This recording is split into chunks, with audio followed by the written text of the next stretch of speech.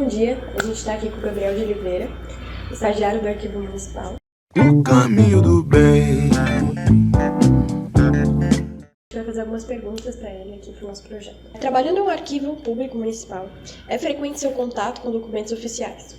É possível encontrar indícios de racismo nessa documentação? Então, primeiramente, cumprimentar a todos que estão a ver esse vídeo, né? Sobre essa questão de racismo dentro dos documentos oficiais, a gente já tinha mais ou menos algumas pistas do que a gente iria encontrar com História Diversa, né? Que História Diversa ele colocava algumas frases que poderiam ser encontradas em alguns documentos, ou eles transcreviam, né? Ou acabavam por interpretar. Acontecia isso. E dentro de algumas transcrições, pequenas transcrições, a gente notou mais ou menos um caminho que a gente poderia seguir para fazer a pesquisa. Que dentro da pesquisa a gente notou que havia sim, né, uma questão racista, principalmente de pessoas falando para os oficiais, certo? Então, muito de denúncias para a Câmara Municipal do período havia esse racismo. Então, quando a gente encontrava, por exemplo, indícios em atas de sessões ou até em relatórios, acabava que existia a denúncia da pessoa encaminhando esse ato racista, né, para o administrador, o fiscal, ou quem ele recebeu o documento. Então, sim, havia muito racismo nesse período, né, principalmente século XVIII e XIX. E como você conheceu o livro História Diversa? Então, havia um integrante aqui no Arquivo Histórico que ele cursava História pela UFSC. Aí uma de suas professoras foi quem escreveu o livro História Diversa. E aí quando a gente começou a fazer esse trabalho sobre o mês da consciência negra, começou em 2022, né, as primeiras pesquisas, assim, ele foi o que levantou a bandeira desse livro. E com isso, ele trouxe a nós essa questão do História Diversa e falou, a gente pode seguir pistas assim e tudo mais, então eu recomendo que vocês leiam o livro. Então a gente começou a ler o livro, a gente tem o conhecimento do História Diversa a partir dessa pessoa. E como funciona essa rotina aqui no arquivo? Então, no período da pesquisa, nessa pesquisa do Consciência Negra, a gente sempre tirava um dia específico para poder fazer a pesquisa tanto do livro, né, quanto de ler os documentos. A gente pegava mais História Diversa para ler por outros meios, certo? Em finais de semana e tudo mais, para a gente conseguir voltar à nossa rotina aqui histórica, porque acaba que a gente, infelizmente, não tem só o período de pesquisa, a gente também tem outros documentos que a gente precisa trabalhar. Então, com isso, a gente sempre deixava 4 primeiros dias da semana, né, de segunda a quinta, para a gente executar os trabalhos do Arquivo Histórico. E na sexta-feira a gente sempre tirava o dia para a pesquisa, certo? Então, Negra de Terra, que foi a nossa exposição do mês da consciência negra, foi feita em mais ou menos 4 semanas, direto, né, no caso, porém é um trabalho que seguiu essa rotina por mais ou menos um ano. Assim. Existem lacunas e distorções na ativa histórica oficial de Florianópolis, no que diz respeito à participação do protagonismo negro e etc. Então, como o arquivo histórico pode colaborar para preencher essas lacunas na sua visão? O arquivo histórico, ele possui muitos documentos que hoje a gente não tem mais ou menos uma noção da sua grandeza histórica. Por que eu coloco grandeza histórica assim? Pois muitos documentos contam a história da nossa cidade, porém eles ainda estão um pouco escondidos, seja 1715, que é o nosso primeiro documento, até em diante, certo? Então, quando a gente faz essas questões de pesquisas, a gente ir atrás da nossa história mesmo, a história florianopolitana, que a gente encontra registros não só de pessoas negras, por exemplo, gregos, italianos, alemães, que também vieram para cá, certo? Então, quando a gente pega um tema assim para pesquisar, centralizado, que nesse caso foi a presença negra na ilha de Santa Catarina, né? A gente entende mais ou menos que a gente precisa estar centralizado nesse tema e ir em busca de documentos que falem sobre isso. Porém, como a gente possui livros, vários documentos, né, tudo mais, alguns desses registros estão dentro de livros. Por exemplo, um relatório sobre Capitães do Mato que está escondido na página 54 de um livro, sabe? Então, tipo assim, a gente não tinha mais ou menos essa noção que ele estaria lá. Então, em pesquisas que a gente notou isso. A gente imagina que o arquivo histórico hoje, a gente pode dar certeza, certo? Porém, a gente tem mais ou menos a noção que existem outros documentos que possam vir a comentar sobre a presença negra para preencher essa lacuna que ainda a gente há de explorar, que ainda há de pesquisar, certo? Pois, querendo ou não, o arquivo histórico ele é um grande potencial de propagar a história, certo? A partir dessa questão do Consciência Negra, né, que foi a minha primeira grande exposição que eu trabalhei, junto com os outros integrantes daqui do espaço, no período, que aí eu entendi mais ou menos essa questão do arquivo histórico, a sua importância para a cidade, do entendimento, mas assim, claro, a partir do olhar administrativo, né? Então a gente há de interpretar bastante coisas. Como surgiu a ideia de criar o Consciência Negra?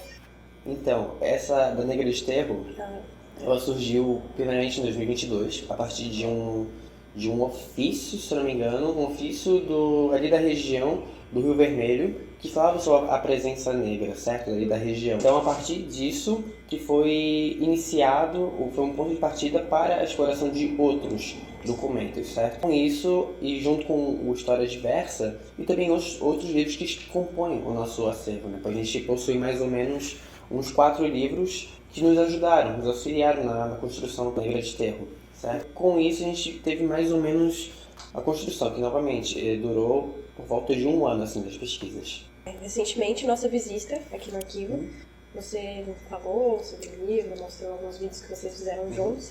Você tem alguma história que você poderia assim, compartilhar com a gente que você lembra? Dentro do tema ou uma história de negritude? Uma história de negritude. Alguma que te impactou, no caso. Sim, uma história que impactou, que eu não sei se vai estar presente no acervo, porém é uma história que vai muito de pessoas ligadas perto de mim, né?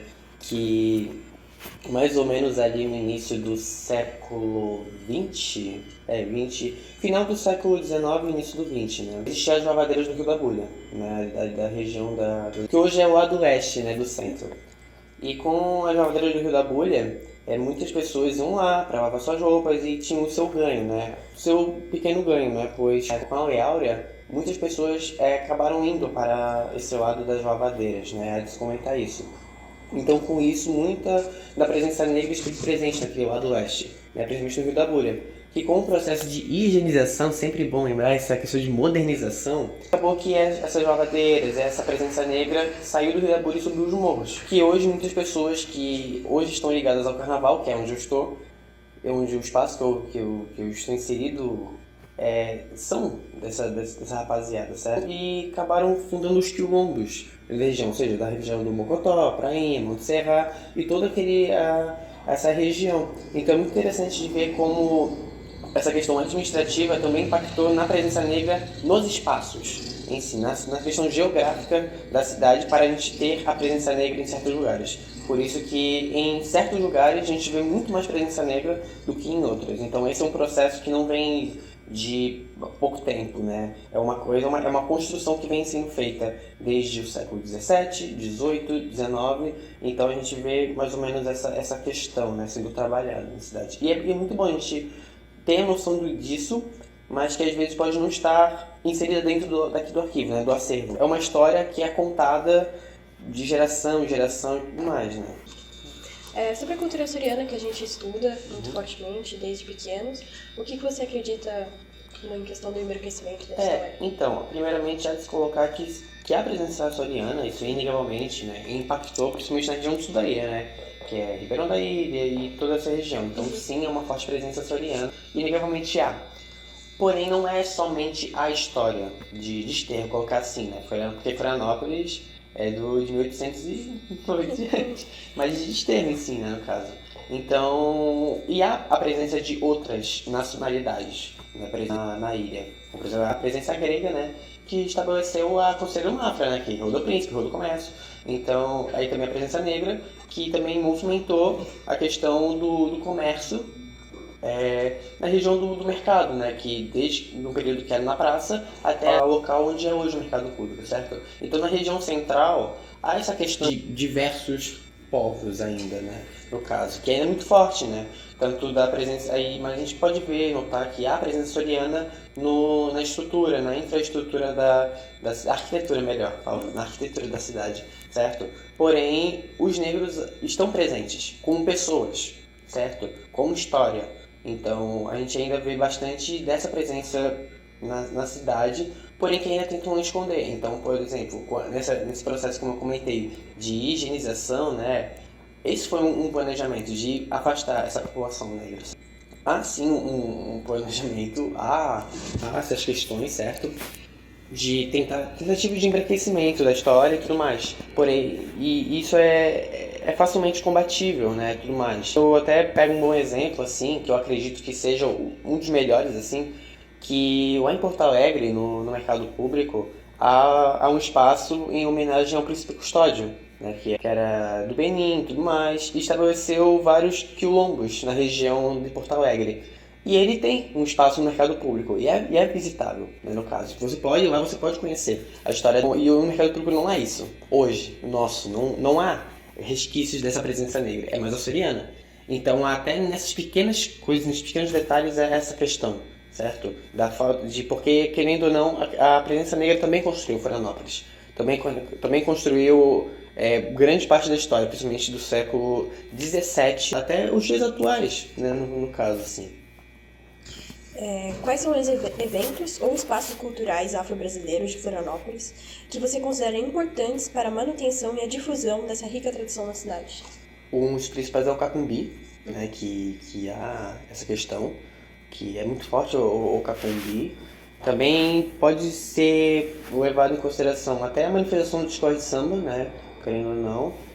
E também de blocos afros, né, que hoje desfilam, assim, principalmente na região ali da Praça 15, né, porque com a região da Praça 15 ali, dos primeiros cortejos, né, que até virou uma exposição, né, um tema de exposição aqui no arquivo, essa questão de cortejos que existiam, né, da Irmandade, que a negritude destilava, né, com, né, toda emperequetada, assim, né, exaltando a sua raiz, certo? Com tambores e batuques e tudo mais. Então, dessa questão que se levou outras manifestações negras. Mas hoje em dia é muito forte também o Cacumbi, né, que esteve presente, a manifestação das escolas de samba e os blocos afro, como o Rastafari, que hoje não existe mais, não existe em 94, e foi um dos maiores propagadores da história afro, sendo internacional ou nacional em Florianópolis. O bloco Rastafari, enquanto estava existindo no período, o bloco foi lá no norte da ilha fazer um show para falar de Oxalá, para falar de Ansan, Xangô. Isso é muito grande, querendo ou não, isso é muito grande. Essa questão da manifestação negra, hoje eu encaro ela um pouco mais forte em blocos afros, né, que eles fazem o trabalho durante todo o ano. E é isso.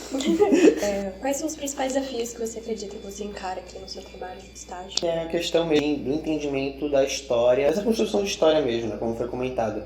Como a gente pega, quando a gente tem alguma exposição, a gente centraliza um tema, a gente sempre vai atrás de temas. Do que vai falar, por exemplo, no livro tal, pode tal coisa, então a gente vai nesse livro, especificamente aqui, tal.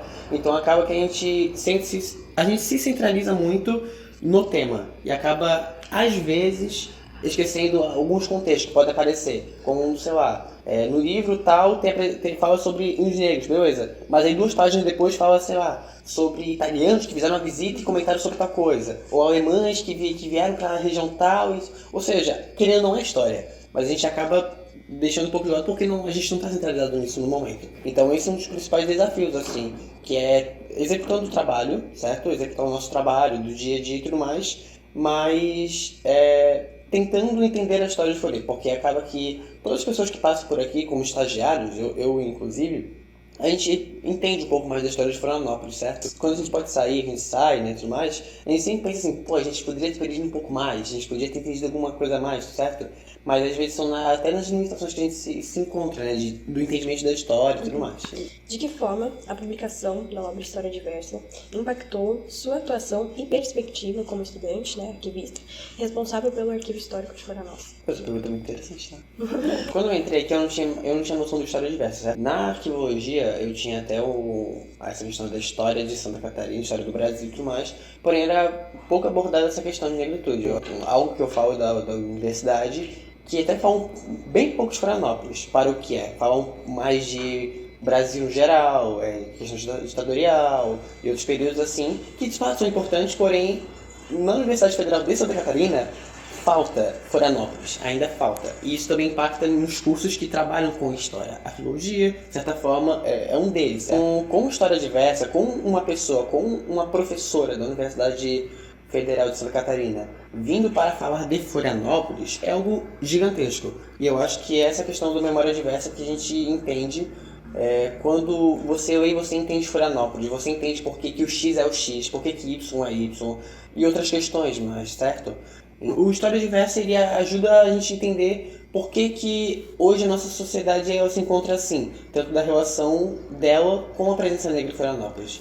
Como eu comentei anteriormente, não é um processo que começou ontem para hoje, é um processo que vem ocorrendo por diversos anos, centenas de anos, certo? E o Memória Diversa ele comenta isso, não só pelo processo que aconteceu, né, com ele, tanto quanto a história deles em si, dialogando com a geografia do local. Pois, por exemplo, haviam negros na costeira, do Pirajubaé, e eu moro naquela região, e eu não sabia disso, certo? E também havia no Rio Tavares, na fazenda do Rio Tavares, havia no Rio Vermelho, havia em outros espaços, mas é falado isso? Tanto não é. O Memória Diversa, o História Diversa, perdão. O História Diversa, ele fala muito disso. Eu acho que ele ajuda a nos entender mais ou menos a relação da presença negra com a geografia e a história do lugar. Então, de fato, ele me ajudou bastante no entendimento de tudo o que é como cidadão deste terreno, se florianopolitano e tudo mais. E é isso. A gente está fazendo um trabalho, né, querendo resgatar essas histórias.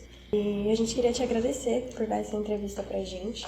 Até porque o nosso objetivo é fazer vídeos no YouTube, por exemplo, seu vídeo vai pro YouTube. E é isso, muito obrigada, Gabriel. Fico muito feliz.